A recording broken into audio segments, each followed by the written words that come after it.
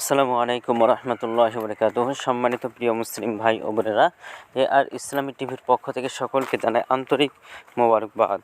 আশা করি সকলে ভালো আছেন। আমি আলহামদুলিল্লাহ আল্লাহর রহমতে ভালো আছি। আজকে আপনাদের মাঝে আলোচনা করব নামাজের সময়সূচি সম্পর্কে।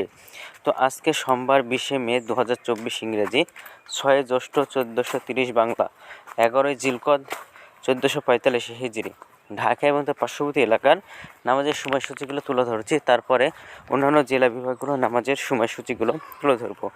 আজকে ঢাকা এবং তার পার্শ্ববর্তী এলাকার তাহাজ্জুদ এবং সেহরির শেষ সময় হলো 3:44 আজকে ফজর রক্ত শুরু হয়েছে 3:49 এবং ফজর রক্ত আজকে শেষ হয়েছে 5:13। জোহরের রক্ত আজকে শুরু হবে 11:56 এবং জোহরের রক্ত শেষ হবে 4:33। আসরের রক্ত শুরু হবে 4:34। আসরের রক্ত আজকে শেষ হবে 6:35। মাগরিবের রক্ত আজকে শুরু হবে 6:39 এবং মাগরিবের রক্ত আজকে শেষ হবে 8টায়। এশা রক্ত আজকে শুরু হবে 8:01 এবং এশা রক্ত আজকে শেষ হবে 3:44। আজকে সূর্যাস্ত যাবে 6:37 এবং আজকে সূর্যোদয় হয়েছে 5:13।